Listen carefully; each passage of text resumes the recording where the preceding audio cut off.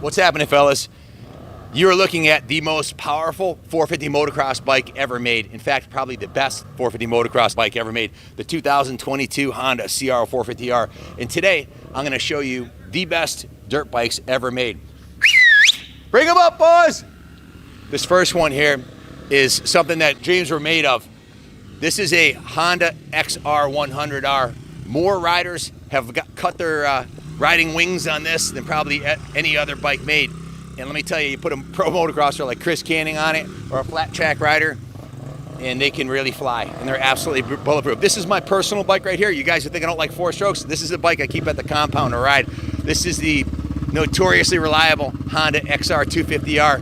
There's videos online. There's guys that race these against the new bikes. It's just a kick-ass machine. The third one coming up here is the Honda XR400R. This is a world-class motorcycle, also completely bulletproof. In fact, my good friend Billy Ainsworth just did a cross Trans-America off-road trail ride, 6,000 miles. 6,000 miles off-road. When he got there, he did another 2,000 miles, and without a single DNF. The bike's over 20 years old, too. This is my personal bike. This is one of my favorite of two big bore enduro bikes. I've got the KLR 650 and I've got the XR 650L. Absolutely love this bike. This one's got the stage 1 kit on it. We're building a stage 3 kit for Junior's bike next. I've been riding these for over 20 years.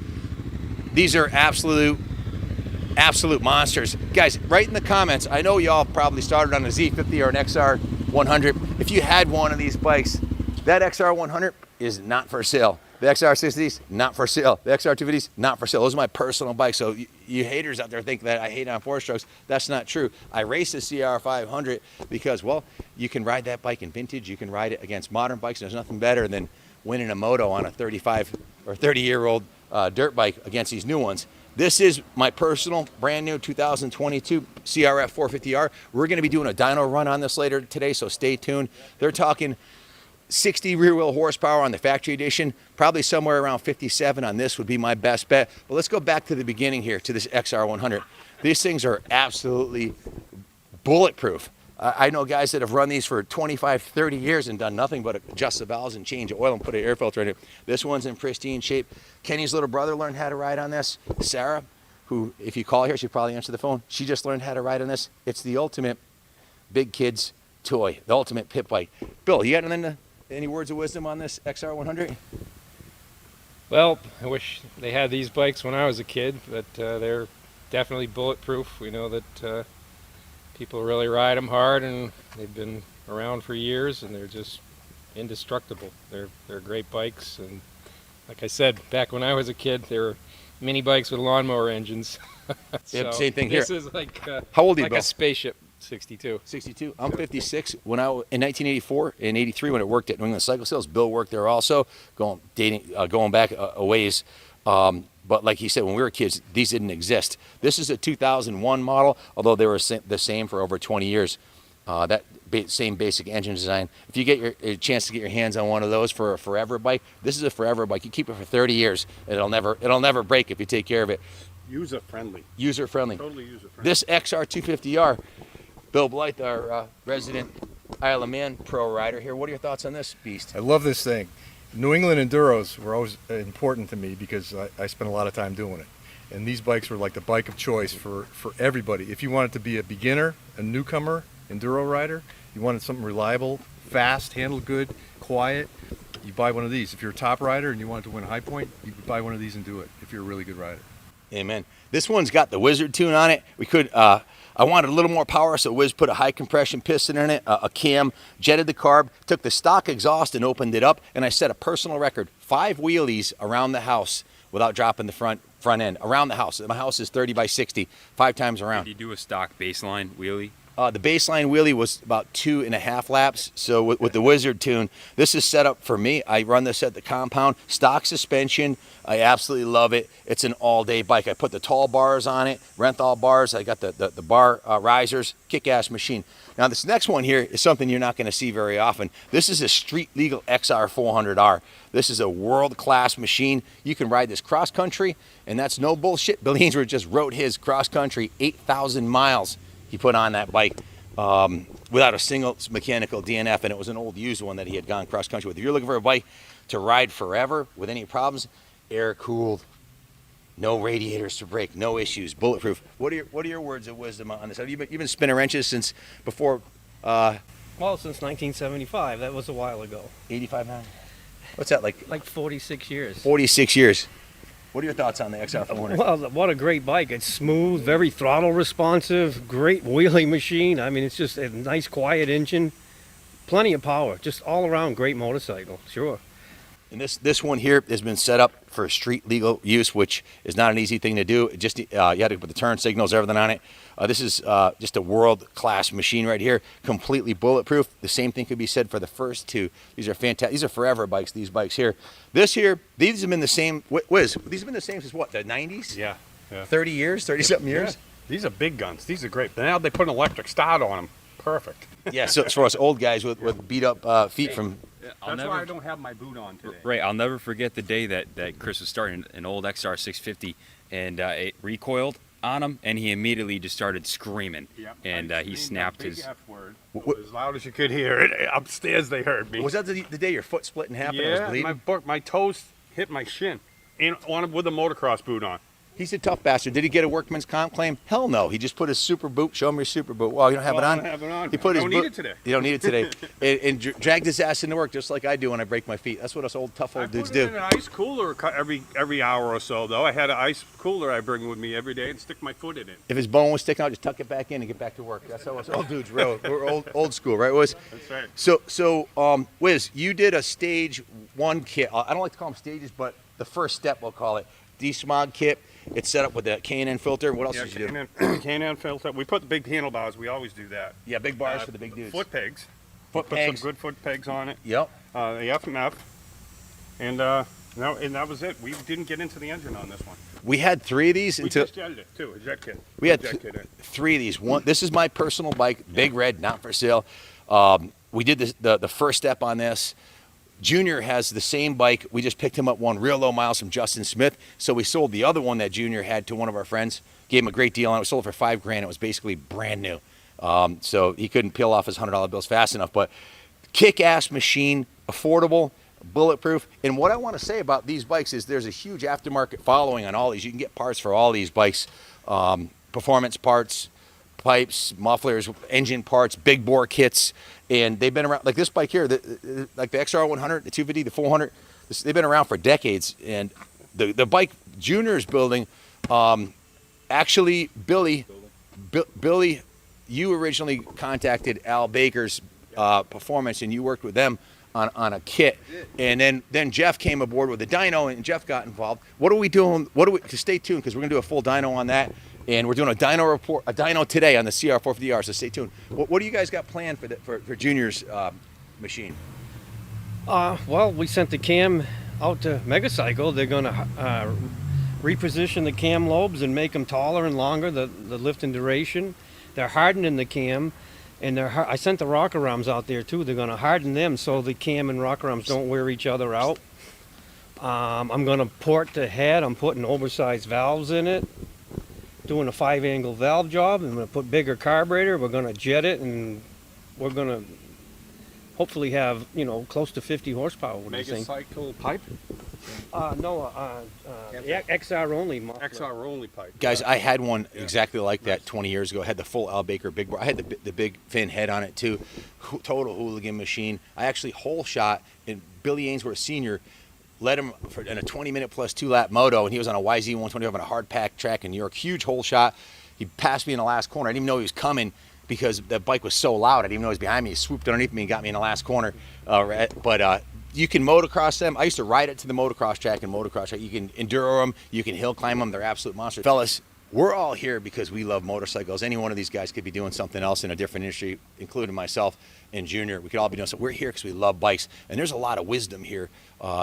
Not just the wizard, but the Manic Mechanic, Bill, Junior, and I. We added it up. How many years you been in the industry? 42. Yeah, we worked together 40 years ago in the shop. How many years you been? 49. 49? 46. 46? 42. 42? Yeah. I'm 46 also. And Junior, how many years you got? Got 8. We added it up off camera. It was what, 233 years wisdom of experience. Guys, we've made a ton of mistakes. We bought a lot of the latest, greatest bikes that were nothing but problems. We've got 157 horsepower dual sport bikes in there that we don't want to ride because they're not any fun. As fun. These are the bikes we like to ride. I like to ride the XR 650, the KLR 650, the 250. Awesome bikes. You want to teach someone how to ride a bike? Ride the 100. These 4-strokes are absolutely bulletproof, reliable. They hold their value. You can buy them inexpensively, and they're not going to drop in value because they're already 20 years old. Billy, why do you like these 4-stroke play bikes? Well, they're easy to ride for people of all skill levels. So you could start out at a certain level, and as you advance, you're still got a good bike to ride. Exactly. Even a pro rider, like pro card holder, pro card holder, pro card holder, pro card holder.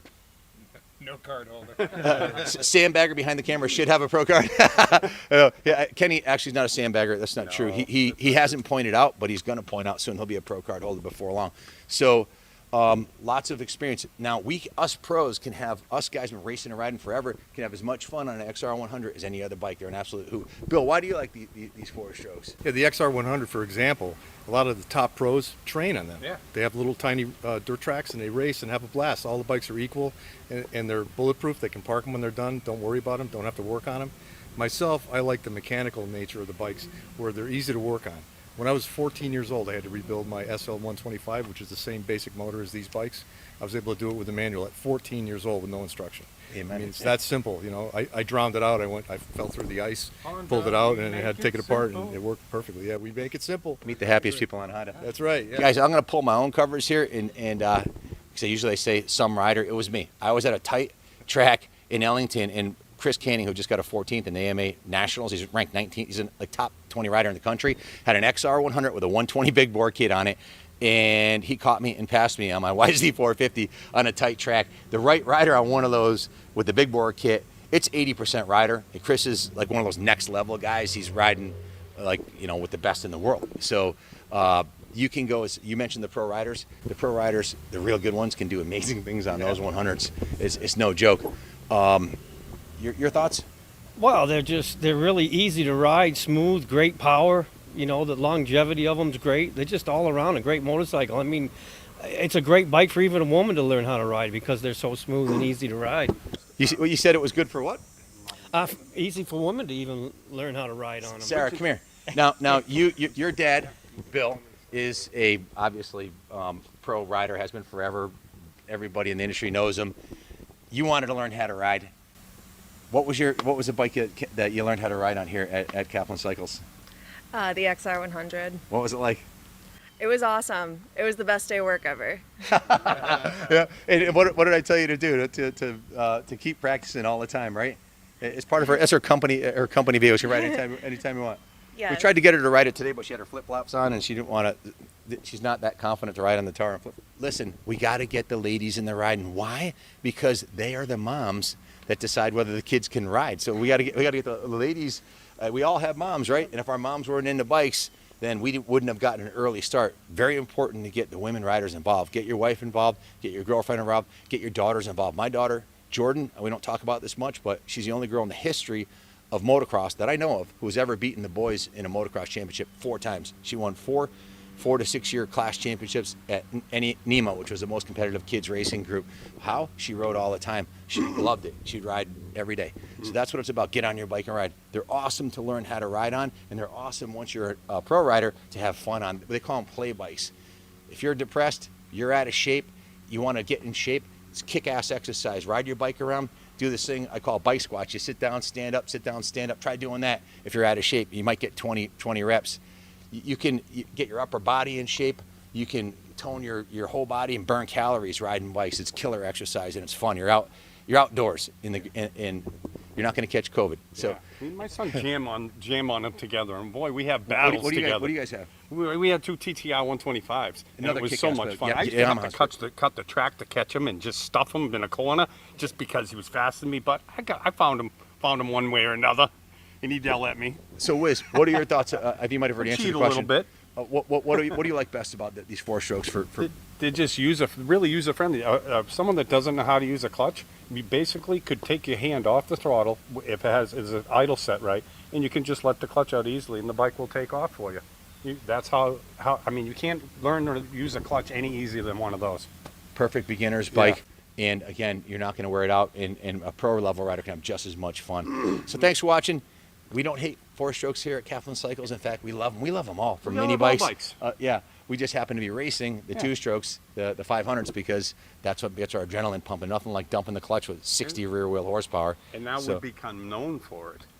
Yeah. Yeah, well, we've been riding. I've been racing those since '85. In any event, today it's about the four-stroke. This CRF 450R is the fastest production four-stroke made today.